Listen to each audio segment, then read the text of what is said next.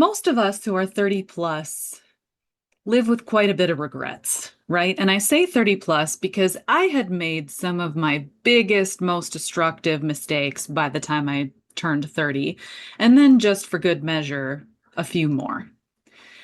And today I just want to talk to you about how it is absolutely not too late for those of us who are 30 plus, and I mean 30 all the way to 100 or even beyond if you're blessed enough to live that long.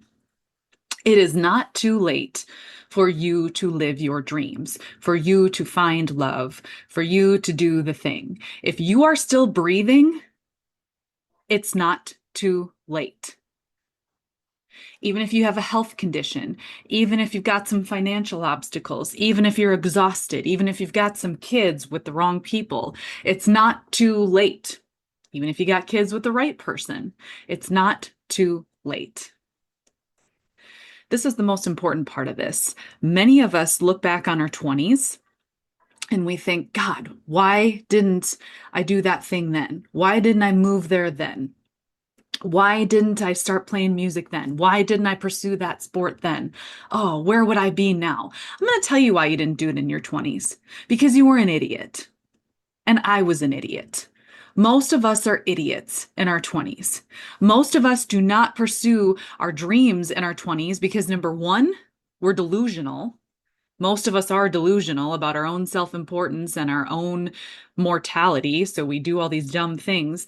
And number two, because it's very hard for us in our 20s to distinguish our own values and our own interests from the interests and values we were raised with, both in our immediate families and those who raised us, but also the cultural things that we were conditioned to believe before we knew how to siphon out what's ours and what's not.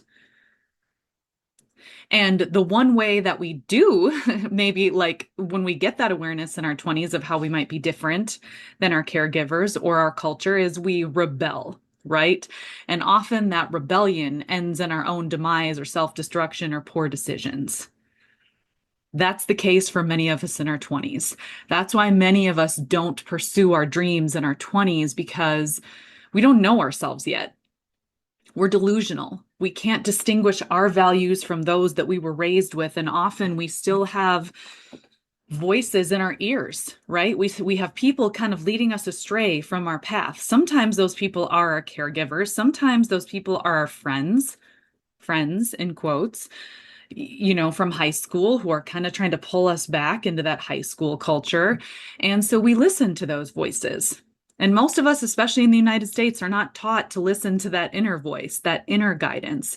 And most of us are also not taught to look to wisdom from our elders, right? The US has come to glorify youth culture to a point where it's actually creepy.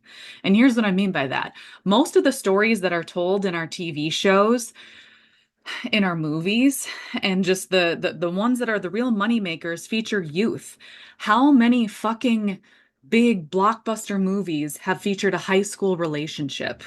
Or big TV shows that have just blown up featured high school relationships. Okay? I mean, I can give you several. I mean, I grew up in the teen movie era, right? The 90s, the early 2000s, that was all about the teen movies, but they're still doing it. Like big shows now, fucking Euphoria, all about youth relationships. Ginny and Georgia, I love that show, but a huge portion of it is about high school bullshit. It's like youth is glorified. Even in my community, I read my local paper and there's a whole column that comes out kind of every other paper called Emerging Artist. And it's designed to feature an artist that's either in middle school or high school.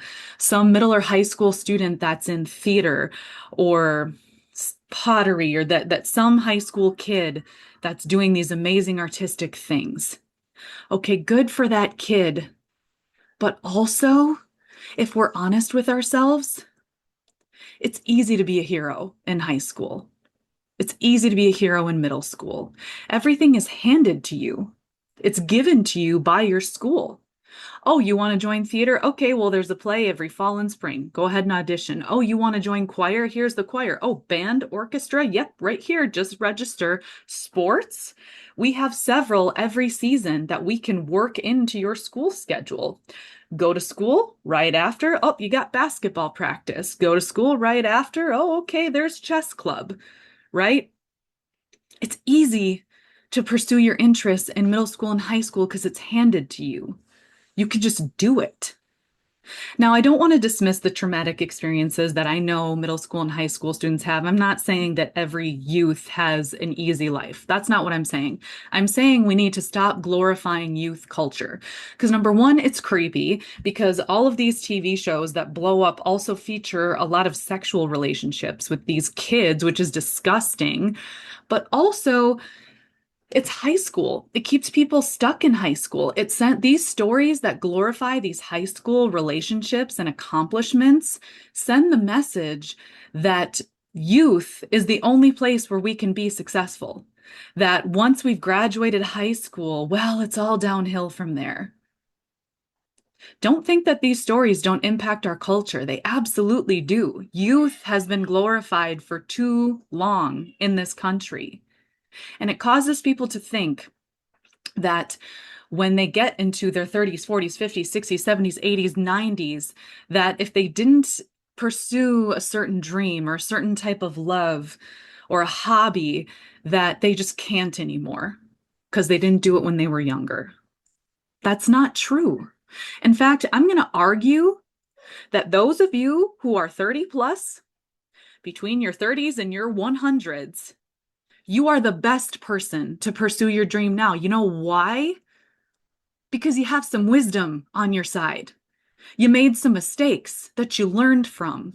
You met some new people. You had some new experiences. You have wisdom. And the best, most worthwhile art has wisdom in it. And the world needs to see it. What I want to know, what I want to read about in my local paper is not the high school kid who's doing great in theater. I want to read about the single mom who learned how to play piano and is now this beautiful musician. That this single mom who bought a keyboard one day and gave herself 10 minutes every evening after her kids went to bed to practice, to learn. Each night a new chord, a new note, a new melody until before she knew it, she was a master. I want to read about that mom, and I want to read about what learning piano did for her. I want to read about the 87-year-old man who learned Mandarin, who, when he could, maybe in the waiting room for a medical appointment or maybe on his evening jog, I want to learn about the man who listened, to Mandarin on tape, who practiced when he could, whenever he met someone who could speak Mandarin. I want to learn about the man who became fluent in Mandarin at 87. Do you know that speaking of 87, there's an 87-year-old man in my dance class. I love him so much, and he's much beloved by the group, actually. 87 years old. And he has an intense health condition, and that man drives 25 minutes from his house every Monday, Thursday to go to my high intensity cardio hip hop dance class. And he stays with us. It's not too late. I want to hear more stories like that about the person who knew it wasn't too late and pursued the thing. It is not too late for you. In fact, now is probably the perfect time. I can't help but think about Britney Spears, who I just did my previous episode on. It is not too late for her to take hold of her story again. The clutches of the people who tried to use her and the media who tried to abuse her did not go so deep that she can't remember herself, that she can't take those stories back and compost them into something that reminds her of her power and all the young girls, such as myself, who looked up to her of their power. You have wisdom now. You need to share that wisdom. You have the strength that you didn't have in your 20s. You have the experiences, you have the knowledge that you didn't have then. If you didn't pursue something in your 20s, it doesn't mean that you can't now. It means you weren't ready. It means you were like most of us in our 20s and you were delusional or confused. Well, you're not delusional and confused now. You're on the other side of some very real and intense experiences, and you have wisdom and you have power that the world needs to learn from. Pursue the thing, whatever it is not too late. And I'm speaking from somebody who didn't find real love until she was 34 years old.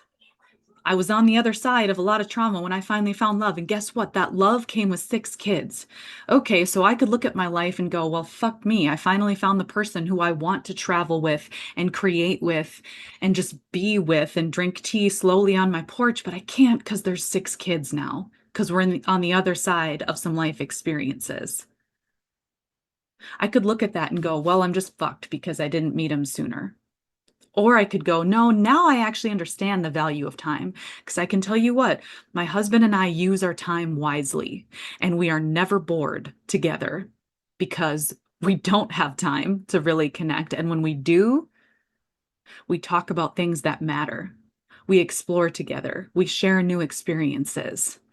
Those of us who faced some friction, who have some obstacles to our desires, to our dreams, to our hobbies, are going to get that much better at them and feel that much more fulfilled when we do pursue them because we know their value.